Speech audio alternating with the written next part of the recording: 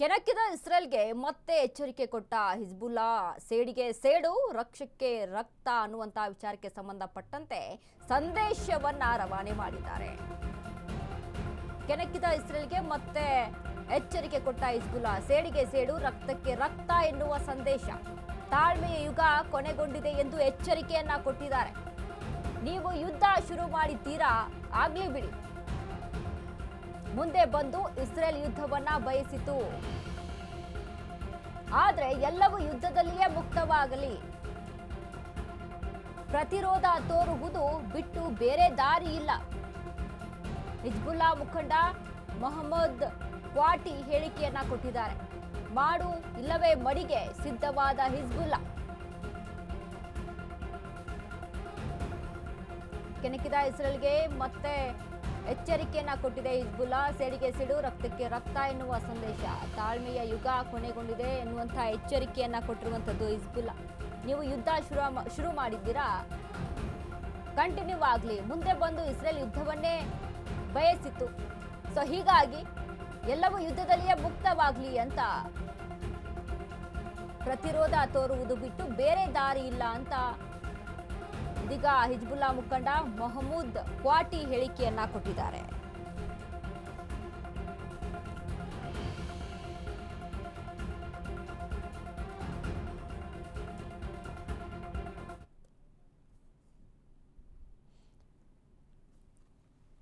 ಇದೀಗ ಇಸ್ರೇಲ್ ಸತತವಾಗಿ ಏನು ದಾಳಿಯನ್ನ ನಡೆಸ್ತಾ ಇದೆ, ಅದರಂತೆ ಇರಾನ್ ಮೇಲೆ ಬೃಹತ್ ಕಟ್ಟಡಗಳ ದಾಳಿ ನಡೆಸುವಂಥದ್ದು. ಈಗಾಗಲೇ ನಾವು ಆಗ್ಲೇ ಒಂದು ವಿಚಾರ ಗಮನಿಸಿದ್ವಿ, ಅಂದ್ರೆ ಮಕ್ಕಳ ಶಾಲೆಯ ಮೇಲೆ ದಾಳಿಯನ್ನು ನಡೆಸ್ತು. 168 ಮಕ್ಕಳು ಅಲ್ಲಿ ಹತ್ಯೆ ಆಗಿರುವಂಥದ್ದು. ಸೊ ಇದನ್ನೆಲ್ಲ ನೋಡುವಂಥ ಹಿಜ್ಬುಲ್ಲಾ ಸಹಿತ ಎಚ್ಚರಿಕೆಯನ್ನ ಕೊಟ್ಟಿದೆ.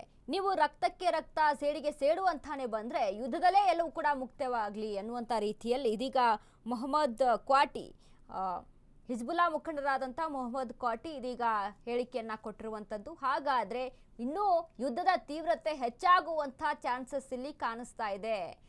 ಹೀಗಾಗಿ ಸತತವಾಗಿ ಈಗಾಗಲೇ ಯುದ್ಧ ನಿಲ್ಲುವಂಥ ಪ್ರಸಂಗ ಯಾವುದೇ ರೀತಿಯಾಗಿ ಇಲ್ಲಿ ಕಾಣಿಸ್ತಾ ಇಲ್ಲ.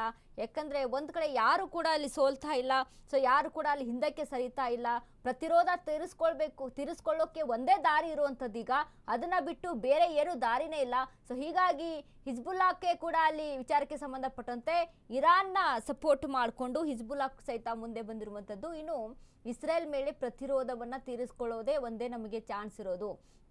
ಅಂದರೆ ಪ್ರತಿರೋಧ ಬಿಟ್ಟು ಇಲ್ಲಿ ಬೇರೆ ಯಾವುದೋ ಆಪ್ಷನ್ನೇ ಇಲ್ಲ.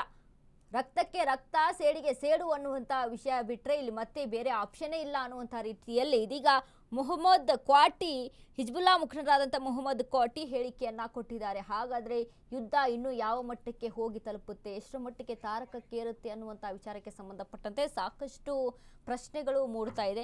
ಬಟ್ ನಾವು ಆಗಲೇ ನೋಡಿದ್ವಿ, ಅಲ್ಲಿ ಯುದ್ಧ ನಡೀತಾ ಇದೆ ಅಂತ ಅಂದರೆ ಇದು ಭಾರತದ ಮೇಲಿನೂ ಕೂಡ ಪರಿಣಾಮ ಬೀಳುತ್ತೆ ಆರ್ಥಿಕವಾಗಿ.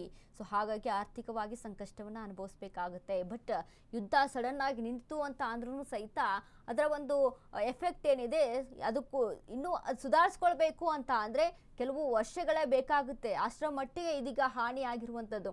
ಸೊ ಇರಾನ್ ಮತ್ತೆ ಸುಧಾರಿಸ್ಕೊಳ್ಬೇಕು, ಮತ್ತೆ ಅದು ರಿಕವರ್ ಆಗಬೇಕು ಅಂತ ಅಂದರೆ ಅಷ್ಟು ಈಸಿಯಾಗಿ ಆಗುವಂಥ ಕೆಲಸ ಅಲ್ಲ. ಒಂದು ಕಡೆ ಇಲ್ಲಿ ಹಿಜ್ಬುಲ್ಲಾ ಮೇಲೂ ಸಹಿತ ಅಲ್ಲಿ ಅಟ್ಯಾಕ್ ಆಗ್ತಾ ಇರುವಂಥದ್ದು. ಇನ್ನೊಂದು ಕಡೆ ಹಿಜ್ಬುಲ್ಲಾ ಹೇಳ್ತಾ ಇದೆ, ನೀವು ಸೇಡು ಅಂತಾನೆ ಬಂದರೆ, ರಕ್ತಕ್ಕೆ ರಕ್ತ ಅಂತಾನೆ ಬಂದರೆ ನಾವು ಕೂಡ ಅದಕ್ಕೆ ಸಿದ್ಧ. ಯಾಕಂದ್ರೆ ಈ ಪ್ರತಿರೋಧ ತೀರಿಸ್ಕೊಳ್ಳುವಂಥ ಆಪ್ಷನ್ ಒಂದೇ ಬಿಟ್ಟರೆ ಮತ್ತೆ ಇಲ್ಲಿ ಯಾವುದೇ ರೀತಿಯಾದಂಥ ಆಪ್ಷನ್ ಇಲ್ಲ ನಮಗೆ ಅಂತ ಇದೀಗ ತೊಡೆ ತಟ್ಟಿ ನಿಂತಿದ್ದಾರೆ. ಈ ವಿಚಾರಕ್ಕೆ ಸಂಬಂಧಪಟ್ಟಂತೆ ಮೊಹಮ್ಮದ್ ಕ್ವಾಟಿ ಇದೀಗ ಹೇಳಿಕೆಯನ್ನ ಕೊಟ್ಟಿದ್ದಾರೆ.